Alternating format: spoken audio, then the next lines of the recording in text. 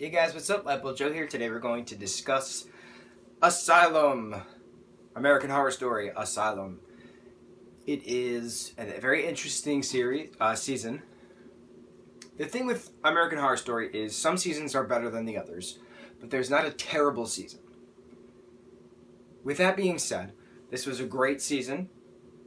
Not a fantastic season, but a great season. The plot is Lana Winters, who is played by Sarah Paulson, is a reporter, and she's claiming to do a story on the Briarcliff is the asylum, their sweetbread or something like that. So she gains access into the asylum to do a story on the sweetbread. Jessica Lange's character of Sister Jude allows her to do this story, but it turns out Lana is actually there to get a story on Kit Walker, played by Evan Peters, because Kit Walker is accused of being bloody-faced for skinning and murdering and decapitating massive amounts of women all throughout the, what is it, 1964, this time period, roughly? So then, it turns out Lana's a lesbian, and then she's framed and then committed for a gay conversion therapy nonsense, because it's the 60s and people are stupid. So she gets admitted against her will. Her lover signed documents to make sure that her lesbian secret doesn't get out, because she's a school teacher, so she's worried about that. Then it turns out, the more we know these characters, that Kit Walker is not, in fact, the bloody-faced killer. It's actually Dr. Thredson, played by Zachary Quinto this entire time, who's a psychologist assigned to Kit Walker's case. And why he did that was to get Kit Walker to confess to a bunch of stuff, so that way Bloodyface as Zachary Quinto as Dr. Thredson could still remain killing people because he didn't know the mother's love and something to that extent.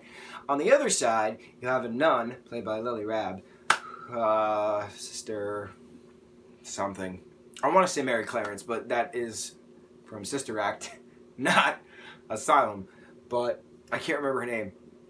Anyway, she is this sweet, innocent, beautiful young nun, who is just trying to be living up to God's expectations, and a patient happens to be brought into the asylum at one point, and he turns out he is possessed with the devil, and then the devil kills this guy, and then the devil jumps into Lily Rabb's nun character, who then goes off on her own killing and wondrous spree. Another aspect is we have this doctor in the asylum, Dr. Arden, who turns out to be Hans Gruber, who was a Nazi general, mad scientist back in World War II, Nazi Germany. And we only learn this because there's a woman admitted into the asylum for 2 episodes who claims that she's Anne Frank, and she recognizes Gruber. And then this Jewish investigator who's working with Sister Jude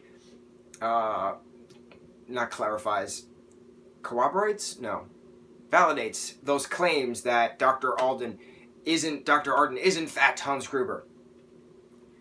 But those little plot holes throughout the entire story. I'm not talking about the big plot hole yet, but that was a minor plot hole. We have this woman who is admitted into the asylum, Briarcliff, because she's having this psychotic break or something to that extent, after just giving birth to a son. We only know this because her husband actually comes in with a picture saying, listen, this is my wife, this is what's been going on. She saw a play of Anne Frank, and she thinks that she's Anne Frank. But if she wasn't Anne Frank, then how did she actually know about Dr. Arden being Hans Gruber? She had to have been Anne Frank to know that. But she wasn't Anne Frank because she was just a schizophrenic. Where's the mesh? How is that? Where's the logic in that? I need to know what's going on. Okay. Dr. Arden, in the sense of doing human experiments in Briarcliff, is what he would do human experiments in Nazi Germany, or Austria for that matter. Was also working with Monsignor Timothy, I can't remember his last name, who was actually technically in charge of Briarcliff before it was sold to the state, who would approve of said treatments, who would make fake death certificates for certain patients, inmates for that matter. Sister Jude, Jessica Lange's character was killed, quote unquote, only on paper, when Lana actually gets a chance to escape and tries to save Sister Jude, but she can't.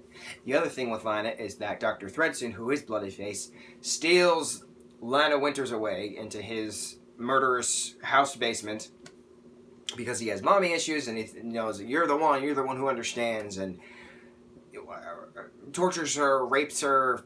She gets pregnant. The only reason he then keeps her alive is because she's pregnant, but we don't find out she's pregnant until we're back in Briarcliff.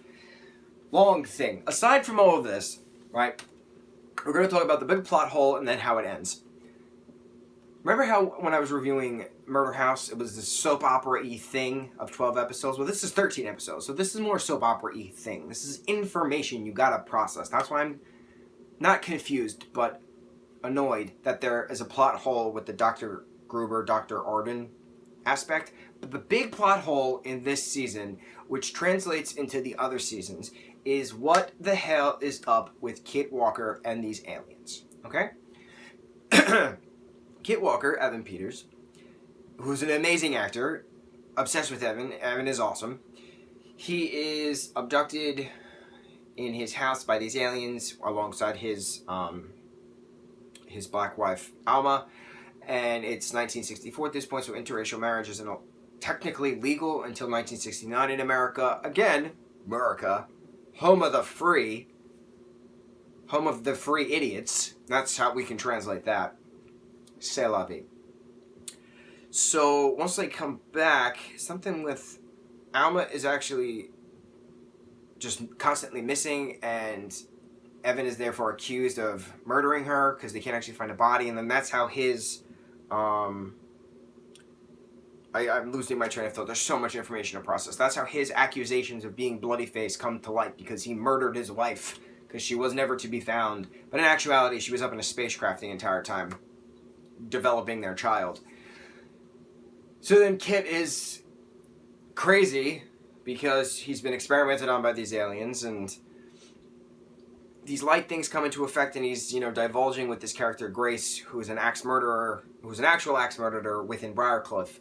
And then they wind up hooking up, and then she winds up getting pregnant, and then both of them Grace gets abducted by these aliens, and a character called Pepper, my beautiful Pepper, Pinhead Pepper, gets abducted.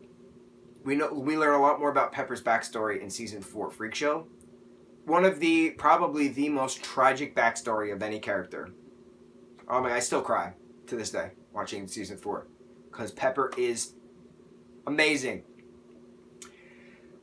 But there's a weird, just random, she passed kind of ending of Pepper's story. Pause. So the big plot hole is that when Grace and Pepper come back, Pepper has full capabilities of speech because Pepper can't really speak that well because of her disability and stuff like that. And then she's charged to take care of Grace and Grace's baby, even though Grace apparently died, but she didn't. And the aliens want Kit because he's special. I don't know. So then eventually as time goes on and everyone is released, minus Pepper, and Jude gets committed by Monsignor Timothy, and Arden winds up dead, and Lily Rabb's nun winds up dead, and Lana escapes, and she's actually, telling the story of Briarcliff, and then gets Briarcliff shut down. Pepper eventually dies because of whatever problems she was having. Sister Jude eventually died from hanging herself, which was actually a farce because Monsignor Timothy actually fabricated that document. But then Kit winds up living in a polygamous relationship with Alma, because she's back from the spaceship with their child, and Grace. The three of them are living together, raising their 2 children. And it's interesting because the kids are special, and they know that. Like, their dad keeps telling them, you're special, you're special, you're special. The boy becomes a lawyer, the daughter becomes a neuroscientist or something like that, neurobiologist, and we learn about this at Johns Hopkins. We learned about this from Lana Winters recapping, everyone's history in a modern day setting of an interview, televised interview.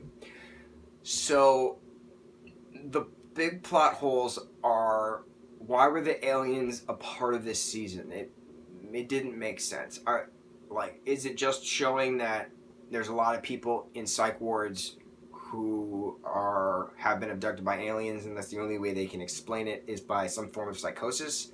That's not fair.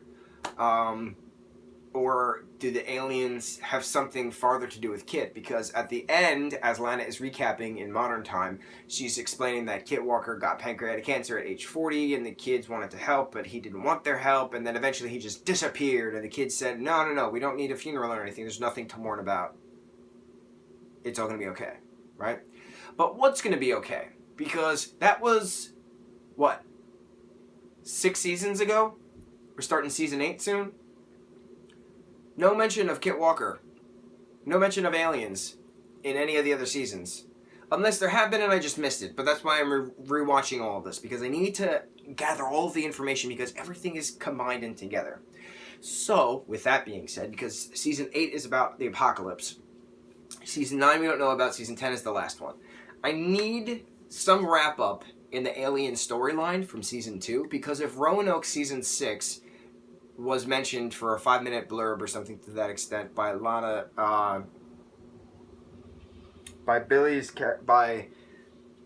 oh my god, too many people. Sarah Paulson's character of Billy, the medium, in season 1 was going on about Roanoke and spirit energy and stuff like that. We actually dived into that in season 6. We dive into Pepper in its entirety, in season 4, but Pepper was first introduced in season 2. Because technically season 4 was before season 2, because season 4 takes place in the 50s, season 2 takes place in the 60s. Season 3 takes place in modern times, plus some backstory here and there, which we will get into eventually, that's Coven. I'm about to start that too. But it's interesting because I need closure on that alien plot hole. Because it just doesn't make sense why it's not brought back unless 9 and 10 are going to be a part of that. But then again, what decade is 9 and 10 going to be a part of if the apocalypse is happening now in this time? We shall see. We shall see. Many question marks. So how Asylum ends, the season Asylum ends, is Lana, like I said, is being interviewed, recollecting her time of shutting Briarcliff down, getting Monsignor Timothy, who then became the Cardinal of New York, to feel extreme guilt about himself, and he wound up slitting his wrists and killing himself. And the state of New York was mad at Lana, but she tried telling everyone.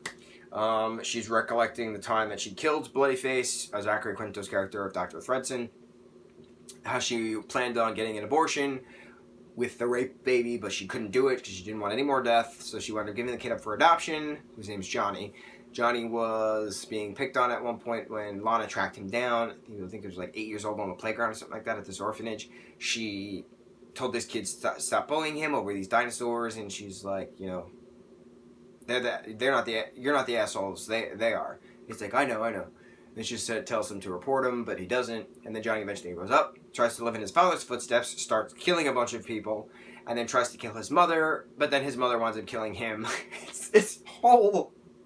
Not even an Oedipal complex. It's just all over the place. It is a soap opera that you need to pay attention to get the full details. I have been going on and on for I don't even know how long this video has been going. Can't even guesstimate.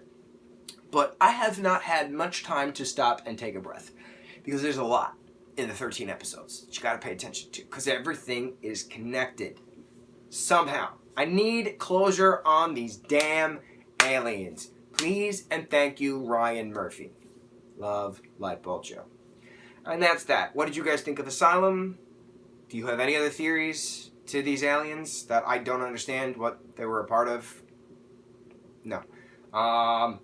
Did I miss something in the recollection of the 13 episodes that is extremely long? Did I say something wrong? Which I doubt. But call me out. Call me out on. Join the discussion, conversation down below. Please. Let's talk about this. It was a great series. Great season. Is it my favorite? No. It's good, though. Creepy as hell. Really good. And that's it. Mucho mahalo, guys.